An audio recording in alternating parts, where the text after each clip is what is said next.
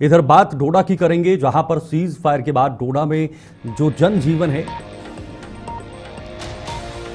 वो आपको बताना चाहेंगे। बड़ी खबर, गुलाम नबी आजाद सरकार ने प्रपोजल बनाया था, करीब 17 सालों बाद भी परियोजना का अता पता नहीं चला और पर्यटन को बढ़ावा देने में कारगर साबित हो सकती है।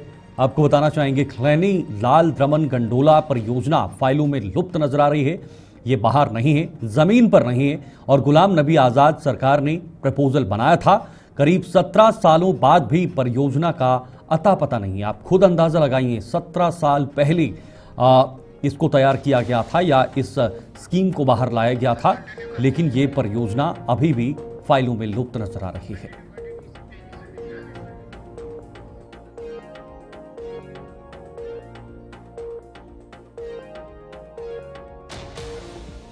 बता दें, खलैनी लाल द्रमन गंडोला परियोजना फाइलों में फिलहाल लुप्त नजर आ रही है और गुलाम नबी आजाद ने इसका प्रपोजल बनाया। सरकार में प्रपोजल बना हुआ था जब उनकी सरकार थी, करीब 17 साल हो गए। पर्यटन को बढ़ावा देने में कारगर साबित हो सकता था, लेकिन इस पर काम होगा, जमीनी स्तर पर यह दिखेगा, उसके बाद ही वहां पर जो पर्यटन है उसके लिए एक आकर्षण का केंद्र हो सकता है।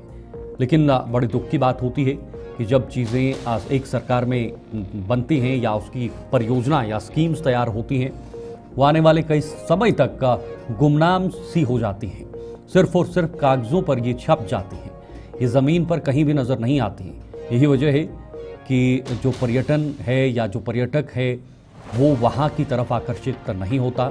ये खलैनी लाल द्रमन गंडोला परियोजना की हम बात कर रहे हैं, डोडा के इलाके में खलैनी से और उधर लाल द्रमन की तरफ गंडोला प्रोजेक्ट, जिसे बनाने के बाद वहां पर पर्यटकों को बढ़ावा मिल सकता है।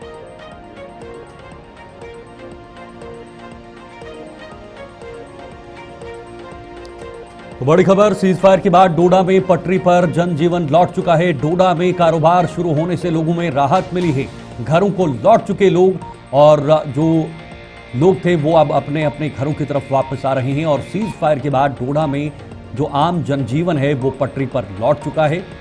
लोगों में काफ़ी ज़्यादा राहत मिल रही है और दुकानें भी खुल रही हैं, दुकानों के साथ साथ आवाजाही भी हो रही है। तस्वीरों में आप खुद ही देख लीजिएगा। हालांकि डोडा उतना ज़्यादा प्रभावित इस आपसी जो इस वक्त तनाव था उसमें नहीं देखने को मिला था, प्रभाव नहीं देखने को मिला था, लेकिन उसके बाद भी लोगों ने सेफ्टी प्रिकॉशंस के तौर पर वहां पर जो दुकानें हैं वो बंद रखी या ये तमाम चीज़ें देखने को मिली। वसीम गत्तू इस वक्त हमारे साथ, हमारे संवाददाता डोडा से जुड़े हुए हैं। वसीम, डोडा उतना प्रभावित नहीं रहा था भारत पाकिस्तान के तनाव के बीच, लेकिन उसके बाद भी एक जो सेफ्टी मेजर्स होते हैं उसके अकॉर्डिंग वहाँ पर लोगों ने आवाजाही बंद की थी या बाकी चीज़ें जो है उसमें थोड़ा सा डर का माहौल देखने को मिला था। आज का दिन एक बार फिर से जो आवाजाही है वो शुरू हो चुकी है। बिल्कुल चित्र, देखिए एहतियाती तौर पे यहाँ पे भी कदम उठाए गए थे एडमिनिस्ट्रेशन की तरफ से। आपने देखा था ब्लैकआउट परसों रात भी किया गया था, अनाउंसमेंट के माध्यम से सायरन बजाए गए थे, लोगों को अवेयर किया गया था। और उसके बाद हमने देखा जो दूर दराज इलाकों के लोग हैं, यानी कि जो बच्चों को यहाँ पे तालीम हासिल करवाते हैं, जो पहाड़ी इलाकों के लोग शहर के अंदर बस रहे थे, वो घरों की तरफ रवाना हुए थे क्योंकि डर का काफी ज्यादा माहौल था। और एडमिनिस्ट्रेशन ने जो बार बार लोगों से अपील की थी कि घरों के अंदर आप बैठिए ताकि लोग पैनिक ना हो और ब्लैकआउट आप रखिए। तो उसके बाद हमने देखा था कि लोग जब घरों की तरफ गए तो शहर के अंदर बहुत कम लोग थे, यानी कि जो सिटी में ही रहने वाले लोग थे वही यहाँ पे मौजूद थे। अब हम देख रहे हैं कि आस्ता आस्ता आज मॉर्निंग में ही हमने देखा कि बहुत सारे इलाकों से गाड़ियां शहर की तरफ रवाना हुई। जिस तरह से आप देख रहे हैं कि मार्केट भी ओपन है, थोड़ा बहुत हमने देखा कि जो चहल पहल है वो शहर के अंदर काफी ज्यादा बढ़ती हुई नजर आ रही है। जो डर था लोगों में वो अब दूर हो चुका है, क्योंकि अब देख रहे हैं आपकी पाकिस्तान की तरफ से जहां पे बैक टू बैक नापाक हरकतें की जा रही थी वो अब थम चुकी है। आज लगता है ऐसा है कि अगर बातचीत होती उसके बाद क्या स्टेटमेंट, क्या क्या चीजें बाहर आएंगी। मगर मैं जिला डोडा की बात करूं, चहल पहल जरूर है।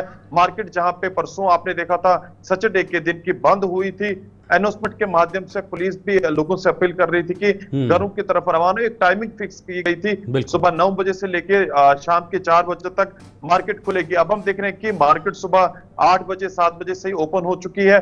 जो बिजनेस तबके के साथ लोग हैं वो काफी ज्यादा खुश नजर आ रहे हैं और लोग जो है एडमिनिस्ट्रेशन के बिल्कुल साथ हैं, आवाम यहाँ की साथ है। देखना होगा कि क्या बात सामने निकल के आती है और किस तरह से एडमिनिस्ट्रेशन आवाम चलती है। जी चलिए, शुक्रिया आपका वसीम। आप नजर